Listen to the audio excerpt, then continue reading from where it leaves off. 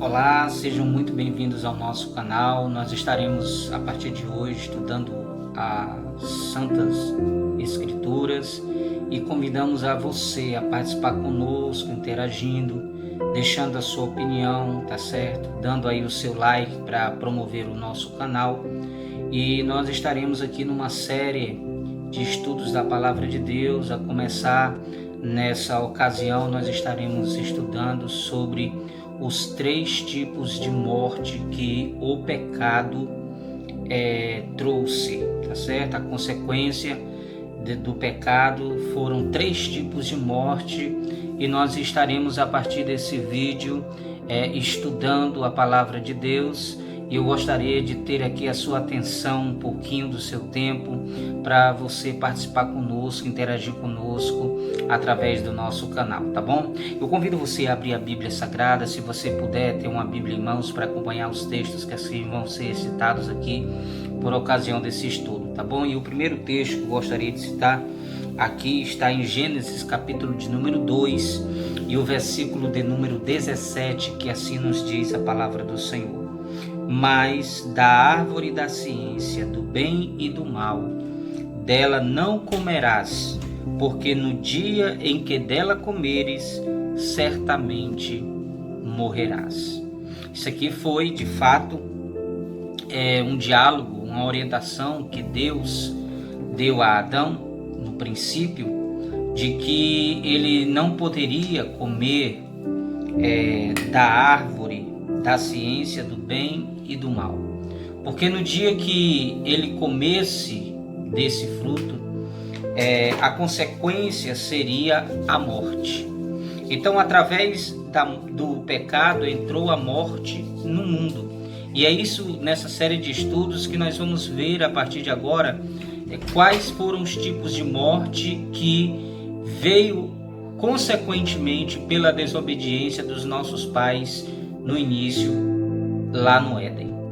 Então nós vemos que vamos ver aqui que o primeiro tipo de morte que adentrou, que chegou ao homem por consequência da sua desobediência, foi a morte física, tá certo? E o que é a morte física? A morte física é a separação do mundo físico do mundo espiritual. Lembrando que quando Deus constituiu o homem, ele fez o homem do pó da terra, da matéria física, e colocou o seu espírito no homem. Colocou o homem, ao soprar nas suas narinas o fôlego de vida, o homem tornou-se a ser o quê? Uma alma vivente. Então, quando Deus sopra, Deus está colocando o mundo espiritual no homem. Então, o homem é constituído do mundo físico e do espiritual. O físico é a matéria, que é essa que nós conhecemos como corpo, tá certo? E o mundo espiritual, ele é constituída de alma e espírito, tá bom? Então, nós vamos ver aqui que essa morte que adentra, a primeira consequência do pecado é a morte física, é justamente a separação do mundo espiritual, do mundo físico, a separação aqui do espírito e também do corpo. Quando a pessoa morre, todos nós sabemos que é questão de tempo. O seu corpo ficar enrijecido, entrar em estado de putrefação, por consequência que ali não tem mais vida. Ali vai virar o pó. E aí vemos aqui em Gênesis, eu peço que você acompanhe comigo aí, Gênesis capítulo 3, versículo 19, vem a sentença de Deus por conta da desobediência do homem em transgredir. Então o pecado é isso, é a transgressão contra o que Deus estabeleceu. Então diz assim, Gênesis 3,19: do suor do teu rosto, também do suor do teu rosto comerás o teu pão. Veja bem, uma das consequências do pecado é que o homem agora, do suor dele, teria que ralar para comer, para se alimentar, tá certo? Quando Deus fez o homem, embora o homem ainda sem pecado, mas ele já trabalhava, tá certo? O homem já lavrava o jardim do Éden, já cuidava, já foi colocado ali para trabalhar. Então, tem muita gente que até brinca e diz assim, rapaz, eu vou pegar Adão, porque Adão, depois que ele pecou, não, o homem já trabalhava, né? O homem já trabalhava, já comia ali daquilo que ele plantava, semeava, cuidava, regava, né? Agora veio uma consequência, agora veio com suor, veio com esforço, né? Porque o texto diz assim, ó, do suor do teu rosto comerás o teu pão, até que tornes a terra, porque dela fostes tomado, porquanto és pó e em pó te tornarás. Então aqui está a consequência, a primeira consequência da desobediência do homem, é que entrou aqui a morte física, tá certo? Então essa morte traz consequentemente aqui, visivelmente hoje ela é vista como uma consequência do pecado que os nossos pais lá no Éden cometeram, né? No entanto, quando Paulo vai falar em 1 Coríntios 15 a respeito da ressurreição, ele vai dizer que isso que é corruptível vai se tornar incorruptível, o que é mortal vai se tornar imortal na ressurreição, quando o Senhor trouxer à existência a ressurreição, né? No dia da ressurreição. Então, o que é mortal vai se tornar imortal, o que é corruptível vai se tornar incorruptível, né? Então, isso é justamente o oposto da morte, né? Porque a morte, Paulo vai dizer também aos Coríntios, que é o último inimigo a ser vencido, será a morte. O último inimigo do homem a ser vencido será a morte. Pois bem, então voltamos aqui. Então nós vemos aqui nesse texto que houve uma sentença, que é o pó vai voltar ao pó. Então, que caracteriza aqui a primeira morte, que é a morte física, tá certo? Agora existe outra morte, que é a morte também espiritual, tá certo? Essa morte espiritual, a gente vê ela em toda a Bíblia. Por exemplo, se eu abro a Bíblia em Romanos capítulo 6, o versículo 23, é um texto muito conhecido, ao qual nos diz assim, eu tenho aqui de cor na minha mente, mas eu gostaria de ler para fixar aqui para vocês, tá certo? O salário do pecado é a morte, mas o dom gratuito de Deus é a vida eterna em Cristo Jesus, tá certo? Então, 6:23, o salário do pecado é a morte, ou seja, paga pelo pecado, né? É a morte, mas o dom gratuito de Deus é a vida eterna por Cristo Jesus, o nosso Senhor. Então nós vemos aqui a morte, você pode até juntar aqui cabe ao nível das 3 mortes, né? Tá tudo contextualizado aqui sintetizado aqui nesse versículo aqui, tá certo? Então o que é que a gente percebe? Que essa morte física, que é a separação do mundo espiritual do mundo espiritual do mundo físico, foi uma consequência do pecado. Agora é a morte espiritual. E aonde a gente encontra isso? A gente encontra isso em Efésios 2:1. Veja aí, Efésios 2:1, ele diz assim: ele nos deu vida, está se referindo a Cristo. Ele nos deu vida estando vós mortos em nossos delitos e em nossos pecados ou transgressões, tá certo? Então ele nos vivificou. Quem nos vivificou? Cristo. Se Cristo vivificou, era sinal de que estávamos mortos, certo? Mas esse morto aqui era espiritualmente. O que é uma morte espiritual? É quando o homem não tem comunhão com Deus, o homem não nasceu para Deus ainda, ele não tomou uma decisão de confessar a Cristo como único, como o provedor de salvação na vida dele. Então a Bíblia diz lá em João capítulo 1, versículo 11 e 12, que Jesus veio para os seus, mas os seus não o receberam, mas a todos quanto receberam, deu-lhes o poder de serem feitos filhos de Deus, a saber, aos que creem no seu nome. Então veja bem, o homem não nasce filho de Deus, ele nasce como criatura de Deus, ele se torna filho por adoção quando ele crê. Olha o que diz Romanos no capítulo de número 10. Vejamos o que diz Romanos no capítulo de número 10, versículo 8, diz assim: mas o que diz? Mas o que diz? A palavra está junto de ti, está na tua boca e no teu coração. Essa é a palavra da fé que pregamos. A saber se com a tua boca confessares o Senhor Jesus e em teu coração creres que Deus o ressuscitou dos mortos, serás salvo. Visto que com o coração se crê para a justiça e com a boca se faz confissão para a salvação. Está entendendo isso? É aquela conversa que Jesus teve com Nicodemos no capítulo 3 de João. Tá certo? Que o vento sopra onde quer, ouve a sua voz, mas não sabe de onde vem nem para onde vai. Assim é todo aquele que é nascido de Deus. Então, o homem precisa nascer de Deus para ter essa experiência viva com Deus. Isso é um novo nascimento. Isso é uma vida com Deus, é uma comunhão com Deus que ele tem. Quando o homem não tem essa vida com Deus, quando o homem não aspira essa vida com Deus, não deseja essa vida com Deus, ele está morto nos seus delitos, nos seus pecados. E ele precisa de quê? Ele precisa que Cristo, aí entra aqui Efésios 2, 1, precisa que Cristo ressuscite de entre os mortos espirituais. Por isso que o texto diz, ele vos vivificou, estando vós mortos nos vossos delitos e nos vossos pecados. Então, isso aqui caracteriza